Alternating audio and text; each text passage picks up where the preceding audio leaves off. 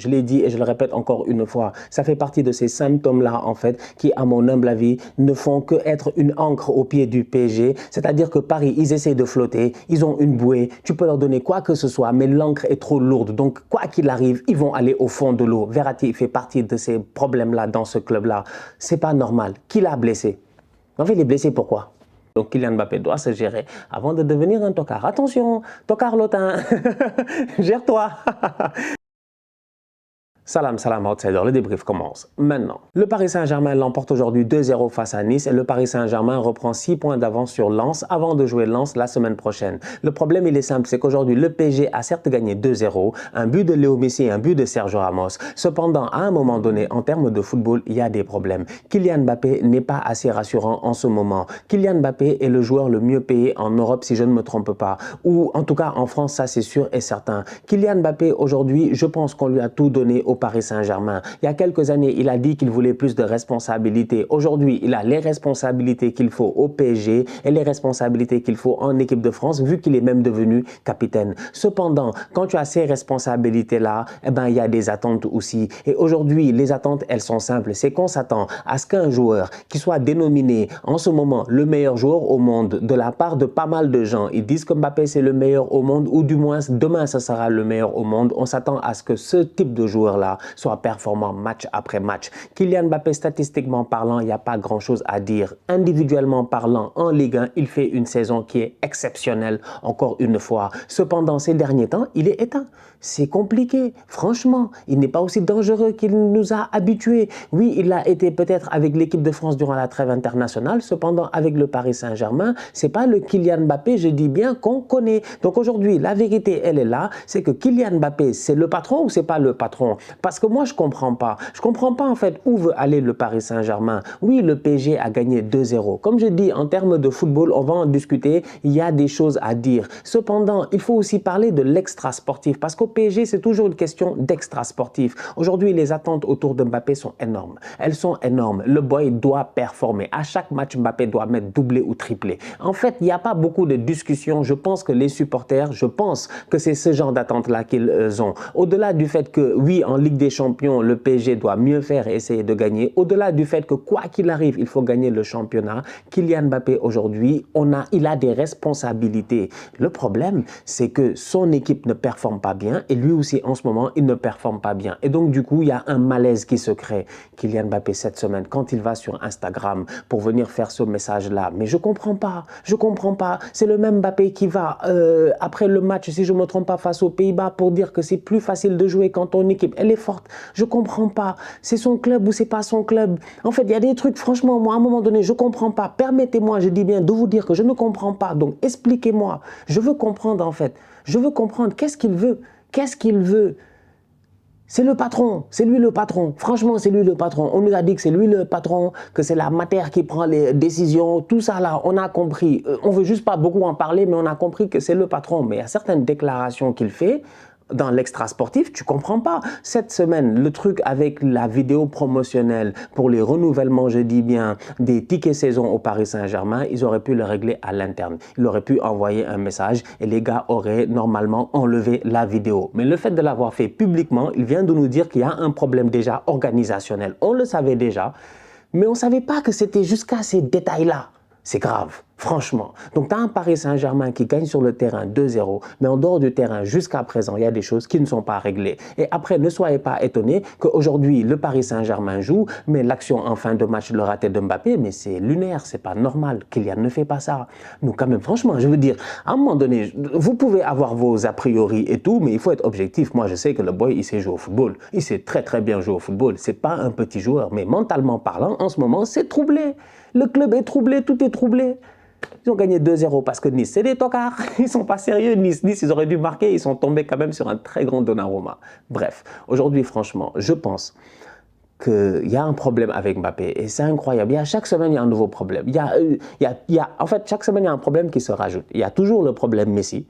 Neymar, il est là-bas en train de dire « Miroir, miroir, dis-moi, je suis le plus beau, je suis le plus déterminé », tout ça, il parle avec son miroir, il n'y a pas de problème, chacun sa thérapie. Mais là, maintenant, il y a un problème Mbappé, parce qu'en fait, on se rend compte que Mbappé, oui, il a ce statut-là, mais en termes de performance en ce moment, il est under the level. Et le problème, c'est que quand tu as certains statuts, on ne te donne pas l'occasion de rater 2 ou 3 matchs. À un certain niveau. C'est-à-dire que le statut de Ronaldo, de Messi, tout ça là, le statut de top player là, non. Regarde, Haaland la dernière fois, Haaland est resté 2 matchs, 3 matchs, il n'a pas marqué, tout le monde a paniqué. Tout le monde a paniqué, on a dit qu'est-ce qui se passe avec Haaland. Il est revenu, il a remis les points sur les i et les barres sur les t et il a recommencé, je dis bien, à scorer. Donc à un moment donné, j'ai envie de dire que c'est compliqué pour Kylian Mbappé. Franchement, c'est compliqué, mais c'est aussi compliqué au PSG. Donc si tu n'as pas de stabilité dans la famille, ben, l'enfant ne peut pas être stable à l'école. En fait, c'est ça. C'est réel. Que voulez-vous? 14 buts, 14 passes décisives pour Léo Messi. Aujourd'hui, il n'a pas fait un grand match lui aussi, mais il a fait son match, il est venu, il a claqué son but sur une action qui est bien amenée par Nuno Mendes sur le côté. Il fait sa passe décisive sur le corner de Sergio Ramos. Donc voilà, franchement, ouais. Écoute, Messi il fait son match et ça n'enlève rien sur le problème que ouais, Messi doit partir de ce club-là. Est-ce qu'il va aller en Arabie Saoudite? Est-ce qu'il va retourner en Argentine? Est-ce que le Barça va réussir à trouver le montage financier qu'il faut pour que Messi puisse revenir et avoir, je dis, la fin qu'il mérite en Catalogne? Il y a plein de choses qui ne sont pas claires en ce moment. Mais bon, Léo Messi a fait son match, il a fait ses statistiques, voilà. Tout n'est pas si négatif au Paris Saint-Germain parce qu'aujourd'hui, ils ont gagné 2-0 face à Nice. Comme je dis, il y a un problème Mbappé, il y a un problème Léo Messi. Aujourd'hui, il claque un but, une passe décisive. Il se gère quand même, il fait son match, même si le match n'est pas extraordinaire, franchement. On dit il se gère juste parce qu'il a fait des statistiques, mais bon. En fait, quand tu connais Messi, quoi. Nous, on connaît trop bien Messi pour savoir que Léo, là, en ce moment, il est juste en train de faire le minimum syndical, en fait. Donc, les gars sont... Je trouve qu'il n'y a personne qui se transcende, en fait, dans cette équipe-là, mis à part quelques joueurs. Aujourd'hui, Donnarumma a fait un match exceptionnel, franchement, il a fait de tops arrêts. Si ce n'est pas Donnarumma, Nice aurait gagné ce match-là, parce que Nice, ils ont eu des vraies occasions, franchement des vraies occasions. Ce ballon-là aurait dû rentrer, la goal line technologie est même venue à la limite. On aurait dit le match Japon-Allemagne où on pensait que ce ballon était sorti, mais il n'était pas sorti, est venu sauver, je dis bien, Donnarumma. Bref, le Paris Saint-Germain, ils ont pu compter sur un excellent gardien et sa baraka pour ne pas encaisser de but aujourd'hui. Donnarumma, très très bon, on espère que ça va continuer parce que ces derniers temps, de temps en temps, il avait été décrié. Mais que dire de Danilo Pereira? Top performance de sa part, franchement. Cette semaine, j'ai fait une vidéo avec Bilou, je pense qu'il l'a sortie aujourd'hui. Je vous la conseille sur les joueurs qui sont sous-cotés. Danilo Pereira en fait partie. C'est un joueur extrêmement sous-coté parce qu'aujourd'hui, c'est le cœur au Paris Saint-Germain. C'est paradoxal, mais c'est lui le cœur. C'est lui le cœur. En fait, c'est fou, mais c'est lui le cœur. Parce que lui, il fait battre en fait cette équipe-là. Lui, il lâche pas. Lui, il pousse devant, il pousse derrière. Aujourd'hui, il fait plusieurs contres, plusieurs retours qui sont vitaux. C'est-à-dire, au-delà des arrêts de Donnarumma, du poteau, de la goal line technologie, il y a Danilo Pereira qui est là, défensivement parlant, pour être là, pour amener cette assurance-là. Franchement, un match de patron de la part de Danilo Pereira. En fait, au Paris Saint-Germain, aujourd'hui, c'est le genre de joueur avec la mentalité de Danilo Pereira qu'il faut garder. Tous les autres, il faut les virer. Très, très bon match de la part de Nuno Mendes aussi. Donc voilà, tu regardes cette équipe-là et tu te dis, il y a des gars qui ont le cœur en fait. Il y a des gars sur le terrain, tu te dis, ils ne méritent pas de perdre. En fait, Danilo, quand il fait ses matchs, il fait ses tacles, il court, il perce, il va chercher un coup franc très très haut sur le terrain pour faire remonter le bloc du PSG. Il fait tellement de choses pertinentes jusqu'à il touche le ballon, il touche le poteau, le pauvre. C'était un but, il a touché le poteau, il n'a pas eu de chance. Il fait tellement de choses pertinentes. C'est incroyable. En fait, c'est ça une équipe. Si tout le monde mettait la main à la pâte comme Danilo Pereira, mais aujourd'hui le Paris Saint-Germain ne serait pas dans ces situations-là. Mais quand tout le monde ne met pas la main à la pâte comme Danilo Pereira et que les gars n'ont pas l'envie de Danilo Pereira, le sens du sacrifice de Danilo Pereira, bah ça commence à devenir compliqué pour que tous les bouts se lient. Donc tu te retrouves avec un Kylian Mbappé qui a des statistiques extraordinaires, un Léo Messi qui fait sa saison comme d'habitude, un Paris Saint-Germain qui est premier du championnat, mais un football qui n'est absolument pas rassurant, une équipe qui est encore une fois éliminée en Ligue des Champions, des questions à se poser. On te dit que Luis Campos a dit que Verratti, Marquinhos, tout ça, ils sont intouchables. Un Renato Sanchez, on lui a rien demandé, il joue 2 minutes, il sort. Mais pourquoi? Encore une fois blessé, un boy que tu as signé, pourquoi? 4 ans, 5 ans, personne ne va l'acheter? Tu as vu le salaire que vous lui avez donné, qui va l'acheter? Qui va l'acheter? Qui peut le payer? Qui peut le payer? À moins que tu l'envoies en prêt. Et même encore là, sur la masse salariale, il te coûte cher. Donc, tu es obligé d'avoir un club qui est prêt à prendre peut-être 50% de son salaire ou quoi que ce soit. Encore une fois, voilà un autre boy qui va te créer des problèmes pendant encore 4-5 ans, à moins que extraordinairement, il passe de cristal à d'acier. Parce que le petit se blesse tout le temps. Tout le temps, il se blesse. Un enfant en cristal, c'est pas possible. Donc aujourd'hui, tu regardes ça et je suis désolé, franchement, my bad. My bad.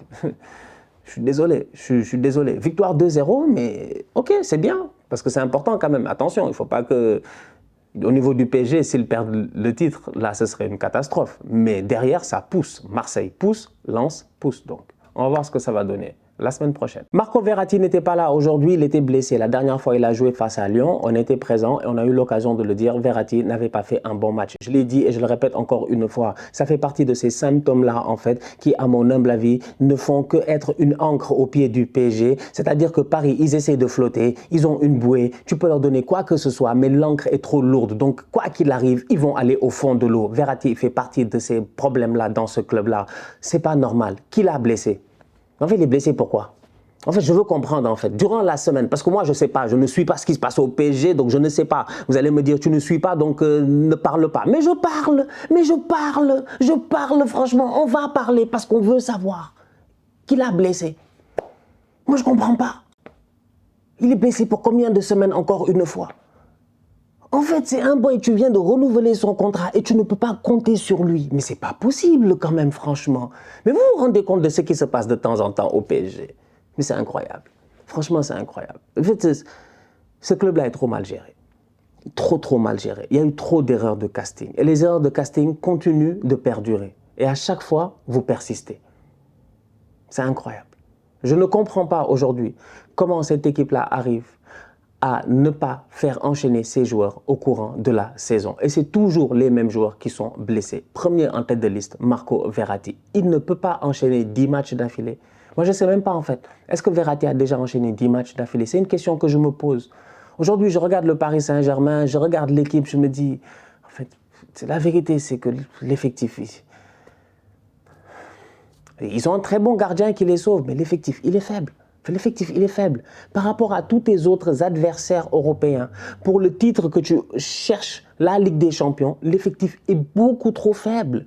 Et des joueurs sur lesquels tu comptes, parce que tu te dis que normalement, la raison pour laquelle Verratti prolonge, vous-même vous savez, Verratti prolonge pourquoi? Il prolonge parce que dans la conception des choses des dirigeants du PSG, si demain le PSG gagne une Ligue des Champions ou est compétitif et va le plus loin possible, c'est parce que Marco Verratti fait partie de cet effectif-là. Ils ne l'ont pas fait prolonger pour le mettre sur le banc. Donc en fait, il lui donne une certaine confiance. Le boy ne le leur rend pas. Et eux, ils continuent à lui donner cette confiance-là. Et lui, il est encore une fois, je dis bien blessé. Mais blessé par qui? Franchement, je ne comprends pas. En attendant que Kylian Mbappé se gère, parce qu'en ce moment, les performances ne sont pas à la hauteur des attentes que les gens ils ont et à la hauteur aussi des rémunérations, en fait. C'est ça le problème. C'est que maintenant, les gens vont se dire, ouais, Mbappé, il gagne tant, donc il doit nous donner tant. Bon, ça ne marche pas toujours comme cela, mais bon, en ce moment, c'est vrai que les performances sont under the level. Donc, Kylian Mbappé doit se gérer avant de devenir un tocard. Attention, tocard lotin, gère-toi. La famille, on se capte très très bientôt pour un nouveau débrief. D'ici là, on continue à liker, on continue à partager. On s'abonne, on est ensemble, on reste en santé. C'est le plus important. Tous outsiders.